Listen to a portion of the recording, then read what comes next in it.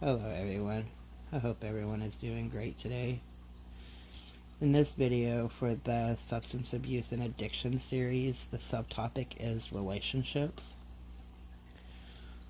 For many people struggling with addiction, the substance abuse takes priority over everything from their adult responsibilities all the way down to relationships. Addiction and substance abuse can negatively impact your career, overall health, and your most valued relationships. With substance abuse and dependence comes a reshuffling for our priorities. The reward pathway in the brain is not working as it should, so we find that there is less pleasure in things we enjoyed doing before. This reprioritization can have a negative effect on relationships in many ways. One way is flakiness. Acquiring and using that substance takes precedence over jobs, relationships, and other responsibilities. Users become less and less reliable to others as they obsess over their next fix. The primary relationship that a person with substance use disorders has is with their drug of choice. Therefore, all other relationships are secondary and take a back seat. Another way is distrust. An addict may do whatever they can in order to get their next fix, and that includes lying and being deceitful to family and friends. Communication can also be adversely affected as distrust continues to build with each side, afraid to disclose feelings and emotions. Addiction often causes lack of trust due to lying, stealing, manipulating, or cheating. Even once a loved one has entered recovery, it can take a great deal of time and effort to rebuild trust, and is very challenging for a loved one to trust fully. Loved ones often remain fearful of relapse. This lack of trust causes relationships to deteriorate and can be challenging to recover. And then physical injury. Between 40 to 60% of domestic violence incidents are associated with substance abuse disorder, according to an article by the American Society of Addiction Medicine entitled Intimate Partner Violence and Co-Occurring Substance Abuse/Addiction. That is actually a very good article. Not only can users cause physical harm in home, but those who drive under the influence may injure themselves or others on the road. And then there is loss of support. The road to sobriety can be long. There will be bumps and deviations. With that may come aggravation and frustration from the support system. Often family members support an addict while they are in treatment. However, there is very little support or empathy when the addict relapses. They are accused of not trying hard enough, and this simply may not be true for the addict. I'll put in my 2 cents here for all the stuff that I have researched. Sometimes in life, no matter what we are doing, there's bumps in the road. We work hard at doing something and something happens and we can't achieve it. It doesn't mean that we didn't try. It doesn't mean that we didn't give it our best. And it does not even mean that our support system failed us. It just means that life happened. That's it. So, I know that a lot of people do relapse. And I will be doing a video about relapsing as well sometime this week. Everything that I have seen in my research, and this topic right here is based on research. It's based on medical articles, stuff that I have access to through Trevor, access through college. Like, it's all about research for this one because I personally do not have the past addiction. You know, in none of these videos will you ever hear me say that I know how you feel. Because in all honesty, I don't. I mean, I can assume things, which I try not to do, ever. But I do know that being addicted and then being in recovery with relapses, bumpy roads. You know, it can be anything from having issues at work to having issues with family to a pet passing away or your car getting keyed. Like, there are so many bumps in the road. And I only have the past experience from witnessing it from my cousins or friends, you know, other random family members with different addictions, you know, such as gambling or, you know, pills to stay awake while driving a truck cross country.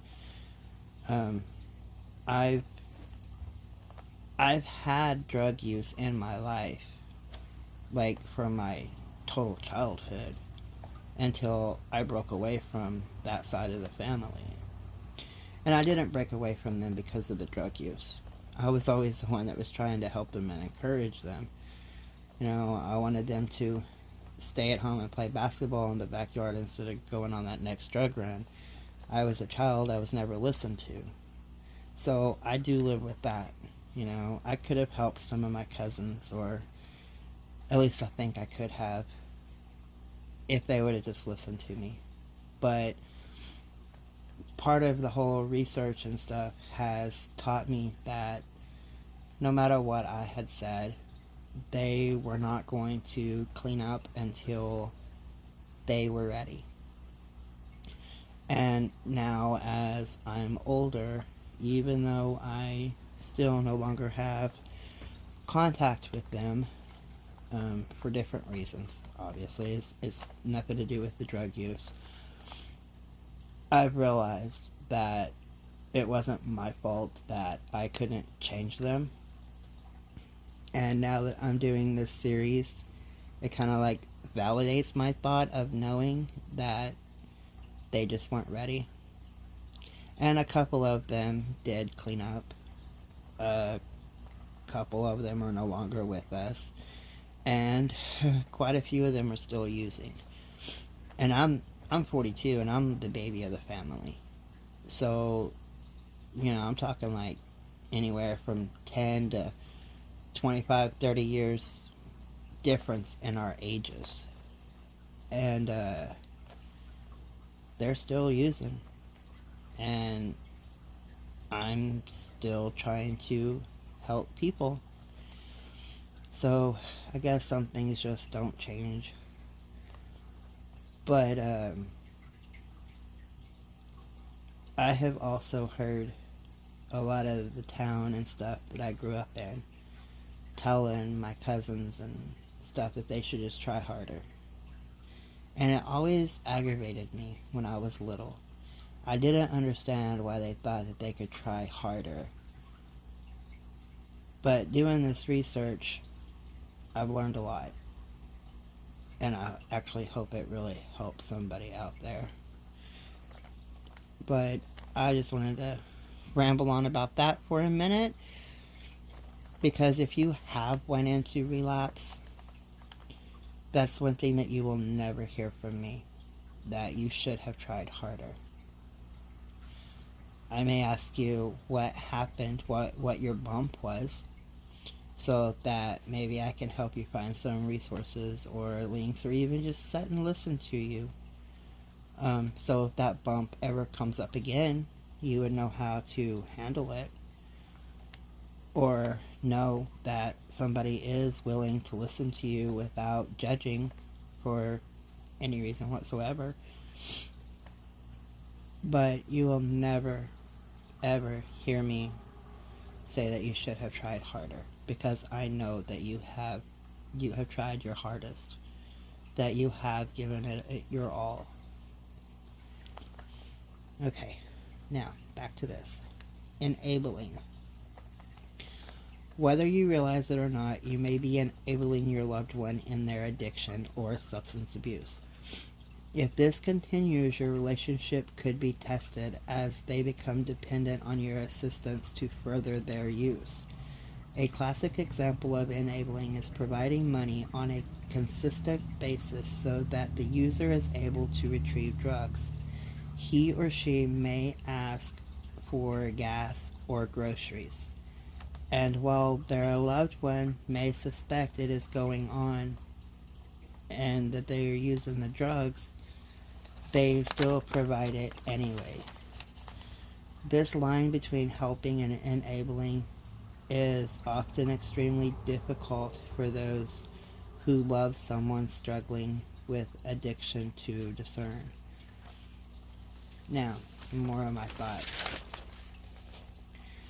When my cousins was using, okay, technically they still are, but when I was involved in their lives and they were still using, I was the youngest one, and they would come to me for like my lunch money that I had in school, or money for the concession when I was, going to a basketball tournament out of town or something like that.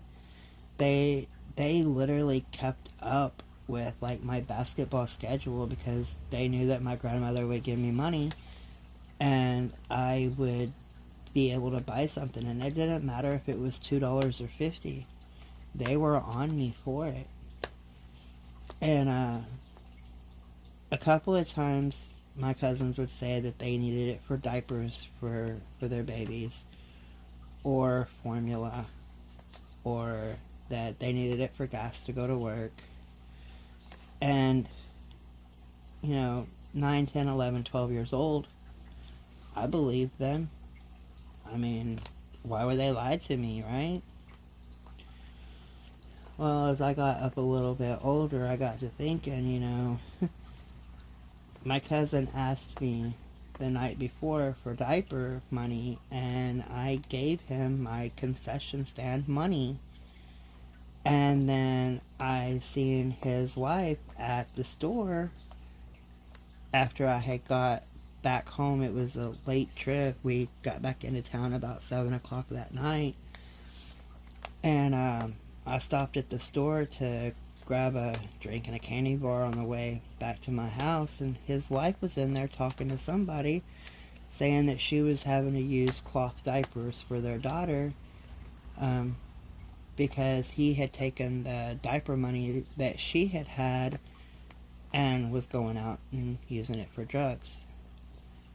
Well, I spoke up to her and I'm like, look, I just gave him all my concession money last night for diapers, and apparently you didn't get them. Well, the person that she was talking to in the store asked me how much I had given him, and I don't remember right now how much it was. It was like 20 something, $22, $23, something like that, probably. So she gave me back the money. The person that his wife was talking to, she just gave me back my money, and they told me not to be giving him money anymore. Well, before they had said that, I already knew I wasn't giving him money anymore. He lied to me, and I had just found out right then and there. But later, we was at a family reunion, and he had said something about he was needing something like work boots or something like that. And one of my uncles started to hand him money, and I told him what had happened a couple of months before that about the diapers. So he ended up getting his work boots, but my uncle just went and bought it. Went and bought the boots and gave it to him. And there had been other cousins that was saying they needed food, and people would just go and buy food instead of giving money. So I understand helping people, and I understand the thin line of enabling people. But I don't suggest that anybody just turn their back on somebody that's in recovery, or even if they're still addicted. Like, I don't know. I can't imagine not helping somebody that came to me for help. Even if I help them in a way that they secretly don't really want. Like, you know, they say they're hungry and they need groceries, and I go buy them groceries, and it still leaves them wanting their next fix. You know, at least I helped them. You know, I did put food in their house, or, you know, gas in their car, paid a water bill, whatever their excuse was for needing the money. I would just help them, but not enable them. I learned that really young. But yeah, I guess that's it for this video. If anybody has any stories they want to tell about this topic, the live will be this weekend. If there is anything specific that you want me to do a video about, and by the way, I would really appreciate some ideas, because of the simple fact I haven't lived this. You know, the domestic violence, the bullying, you know, other topics that I will eventually be covering, I have lived through it. But this is one thing that I've always been on the outside looking in at. So if anybody knows of any top or subtopic that is really important to cover at some time this week, please comment it below. You know, I have all these medical articles and links from all these professionals and stuff that's, you know, I can read and sum up and write something out and talk about it. But I don't really know if the information that I'm putting out is what people need to hear. I mean, I really don't. This topic right here has gotten me thrown off a little bit, because I don't have the experience behind it. And I mean, it's a good thing, but it's kind of also a bad thing. So yeah, if anybody has any suggestions on any subtopics for this topic, please comment them. I will do the research behind it. I will find the information that is needed for whatever comment is posted. But ideas would be really appreciated at this point, because the whole point of doing this is to help somebody. Anybody, everybody. And if I'm not putting out the right subtopics, then I don't feel like I'm helping very much. So take it easy, everybody, and I'll be uploading another video soon. Much love, everyone.